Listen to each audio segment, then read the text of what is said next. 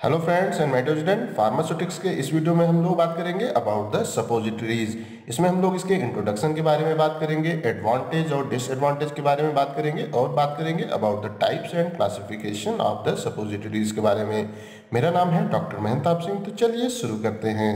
तो अगर हम बात करते हैं अबाउट द इंट्रोडक्शन और डेफिनेशन ऑफ द सपोजिटरीज के बारे में, द सपोजिटरीज आर सॉलिड और semi solid doses form of the medicament for insertion into the body cavities like rectum, vaginal, urethral tract और nasal cavity। तो जो हमारी suppositories होती है वो सॉलिड या सेमी सॉलिड डोजेज फॉर्म होती हैं किसी भी मेडिकामेंट की, और इनको हम अपनी बॉडी के कैविटीज़ के अंदर, छिद्र के अंदर इंसर्ट करते हैं, like rectum cavity, vaginal cavity, urethral track के अंदर इंसर्ट करते हैं या नजल कैविटी के अंदर इंसर्ट करते हैं।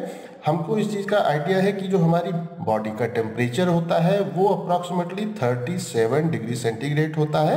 तो इस कंडीशन में हम उसी टेम्परेचर को यूज़ करते हैं यहाँ पे अपने ट्रीटमेंट के लिए। They are designed to melt, disintegrate और dissolve at the body temperature. तो ये इस तरह से डिज़ाइन की जाती हैं कि जब हम इनको अपने बॉडी कैविटी के अंदर इंसर्ट करते हैं तो वहाँ पे ये या तो मेल्ट हो जाती हैं, डिसइंटीग्रेट हो जाती हैं या डिज़ॉल्व हो जाती हैं हमारे बॉडी टेम्परेचर पे, और रिलीज करती हैं मेडिकामेंट को फॉर द लोकल सिस्टमिक और मैकेनिकल एक्शन के लिए।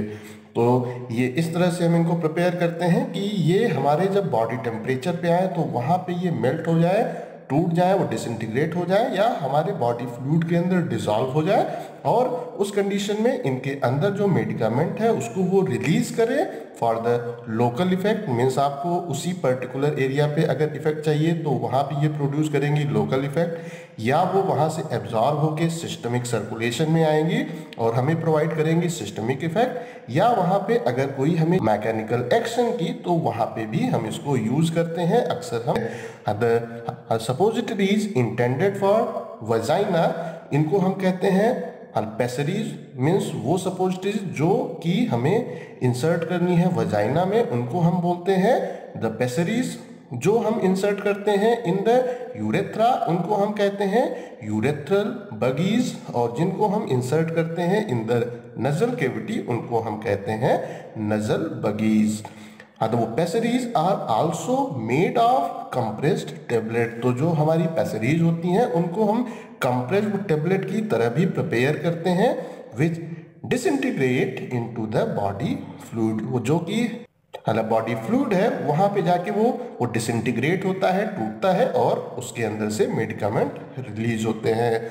अब हम लोग बात कर लेते हैं about the advantages of the suppositories. तो अगर हम बात करते हैं इसके जो है एडवांटेज के बारे में, तो इसका जो पहला एडवांटेज है, they can be easily administered to the children, old persons and unconscious patient who can not swallow drug easily.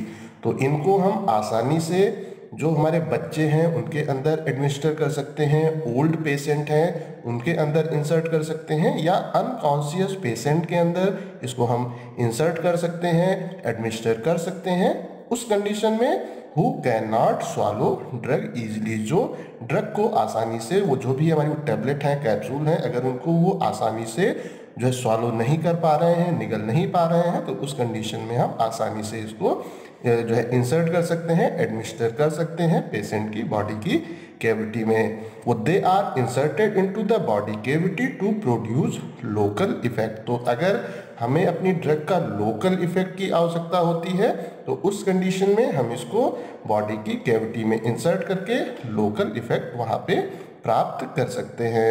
उसके बाद जो इसका अगला एडवांटेज है, these are inserted into the rectum to promote evacuation of the bowel. तो अगर हमें अपने जो हमारी प्रिपरेशन है उसमें अगर हमें अपने बाउल को इवैक्यूएट करना है, उसके कंटेंट को, जो फेसेस है उसको बाहर निकालना है for the purpose of diagnosis और जो वो लोकल ट्रीटमेंट या ऑपरेशन के पहले, तो उस कंडीशन में हम इसको वो रेक्टम में इंसर्ट कर सकते हैं, और वहाँ से हमें जो हमारा बाउल है वो उसके अंदर का कंटेंट जो है इवैक्यूएट हो जाएगा और हम आसानी से जो भी हमारी डायग्नोसिस है या ऑपरेशन है उसको हम आसानी से कर सकते हैं। तो ये भी एक इसका एडवांटेज है। इसका जो अगला एडवांटेज है, it is suitable for the drug which produce irritation effect in the GIT. ये उन ड्रग के लिए एक सुइटेबल डोजेज फॉर्म है जो कि अगर हम जीआईटी में देते हैं तो उस कंडीशन में अगर ये इरिटेंट इफेक्ट कॉज करती हैं वो ड्रग, तो उनको हम आसानी से सपोजिटरीज के फॉर्म में हम पेशेंट को प्रोवाइड कर सकते हैं। उसके बाद जो इसका अगला एडवांटेज है, the drug in the suppositories are slowly absorb give sustain action. तो जो हमारी ड्रग हम इनकॉर्पोरेट कर रहे हैं हमारी सपोजिटरीज के अंदर, वो स्लोली एब्जॉर्ब होती हैं और उस कंडीशन में उनका जो एक्शन है वो हमें वहाँ पे एक सस्टेन एक्शन भी देखने को मिलता है। मतलब जो हमारा एक्शन है वो धीरे धीरे लॉन्ग टाइम तक के लिए होता है।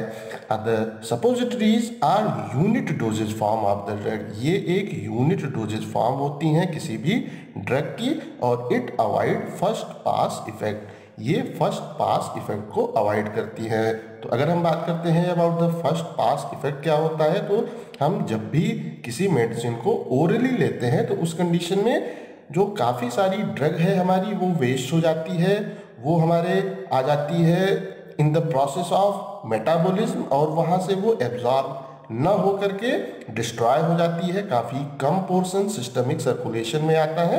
तो इस कंडीशन में अगर हम उसको सपोजिटरीज के फॉर्म में दे रहे हैं तो वहाँ पे जो ये इफेक्ट है हमारा फर्स्ट पास इफेक्ट वो यहाँ से अवॉइड होता है, जिसके कारण कि हमें ज़्यादा से ज़्यादा ड्रग सिस्टमिक सर्कुलेशन में देखने को मिलती है। उसके बाद अगर हम बात करते हैं इसके डिसएडवांटेजेस के बारे में, the irritant drug can not be administered. Means अगर कोई हमारी ड्रग ऐसी है जो कि अगर हम एडमिनिस्टर करते हैं हमारी बॉडी कैविटी में और वहाँ पे वो इरिटेशन कॉज करता है, तो उस कंडीशन में हम उस ड्रग को सपोजिटरीज के फॉर्म में पेशेंट को नहीं दे सकते हैं। The suppositories cause embarrassment to the patient. तो जो हमारी सपोजिटरीज हैं वो पेशेंट के अंदर एम्बैरेसमेंट कॉज कर सकती हैं, क्योंकि उनको अपनी बॉडी कैविटी में उसको इंसर्ट करना है। तो जब वो उसको इंसर्ट करते हैं तो उनको कुछ अच्छा फील नहीं होता है, एम्बैरेसमेंट फील होता है जब हम जो उसको इंसर्ट करते हैं अपनी बॉडी कैविटी में। तो ये एक इसका डिसएडवांटेज है। Need special storage condition. इसको स्टोर करने के लिए हमें स्पेशल कंडीशन की आवश्यकता होती है, लाइक लो टेम्परेचर की आवश्यकता होती है 10 से 20 डिग्री सेंटीग्रेड। तो यहाँ पे ये इसकी कॉस्ट को थोड़ा सा इंक्रीज करता है, ये एक इसका डिसएडवांटेज है। These can not be prepared easily. और जो हमारी सपोजिटरीज हैं उनको हम आसानी से प्रिपेयर नहीं कर सकते हैं। अगर हम बात करते हैं हमारे जो टैबलेट हैं और कैप्सूल हैं उनसे कंपेयर करते हैं तो इनको हम आसानी से प्रिपेयर वो नहीं कर पाते हैं अगर हम इनको और से कंपेयर करते हैं। अब हम लोग बात कर लेते हैं about the types of the suppositories. तो ये आपके टाइप्स भी हैं, इनको आप क्लासिफिकेशन भी कह सकते हैं। तो जो हमारा पहला टाइप है सपोजिटरीज का वो है rectal suppositories. These are meant for introduction into the rectum for their systemic effect. तो ये वो सपोजिटरीज हैं जिनको हम रेक्टम कैविटी में इंट्रोड्यूस करते हैं सिस्टमिक इफेक्ट के लिए, या हम कह सकते हैं वो लोकल इफेक्ट के लिए भी हम इसको यूज करते हैं। वो generally made from the Theobroma oil. इनमें हम जो हमारा बेस है उसको हम यूज करते हैं, अधिकतर थियोब्रोमा ऑयल को यूज करते हैं।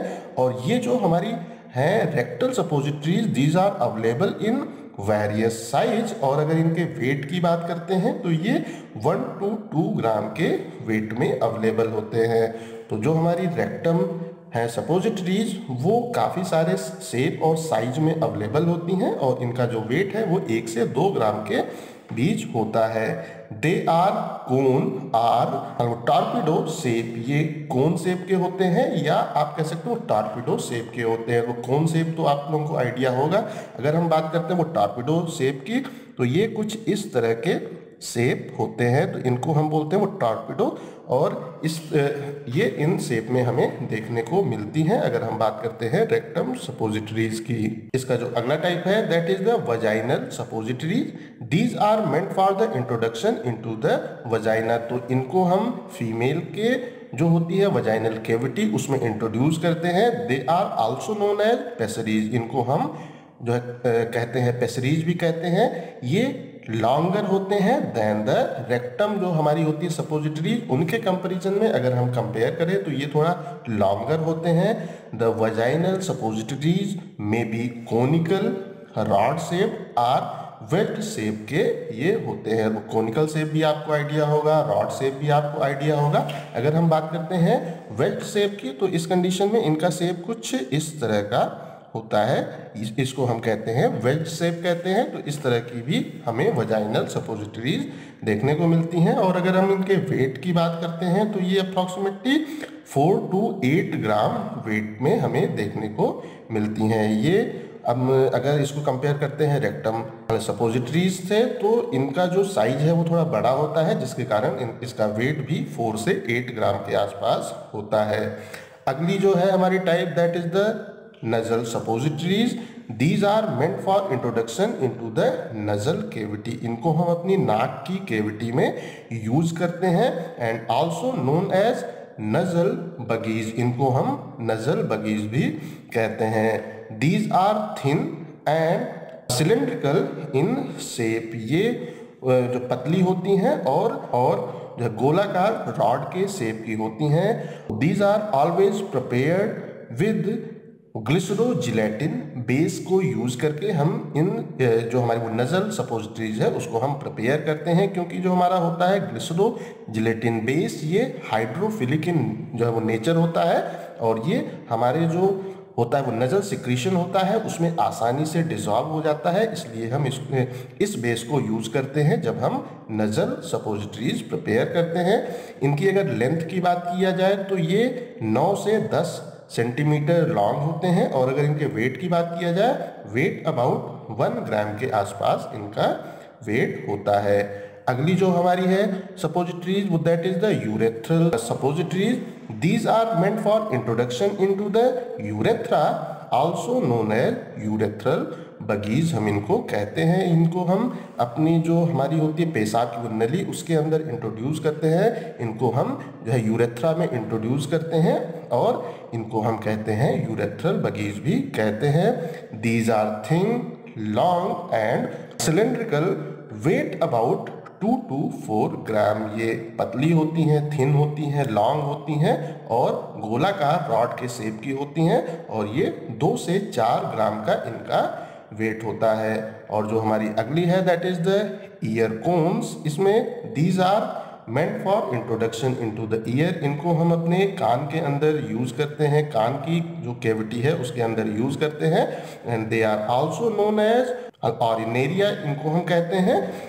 These are thin, long and cylindrical in shape and weight about 1 ग्राम। ये पतले होते हैं, थिन होते हैं, लॉन्ग होते हैं और गोलाकार रॉड के शेप में होते हैं। और इनके वेट की अगर बात की जाए तो इनका वेट अप्रॉक्सीमेटली 1 ग्राम के आसपास होता है। Okay friends and my dear student, ये टॉपिक आप लोगों को समझ में आ गया होगा। अगर कहीं पे भी कोई कंफ्यूजन है तो आप कमेंट करके पूछ सकते हैं। इस टॉपिक का PDF आपको डिस्क्रिप्शन में मिल जाएगा। इस वीडियो को लाइक करें, अपने दोस्तों के साथ शेयर करें और ऐसे ही वीडियो देखने के लिए हमारे चैनल को सब्सक्राइब करना बिल्कुल भी ना भूलें। Thank you.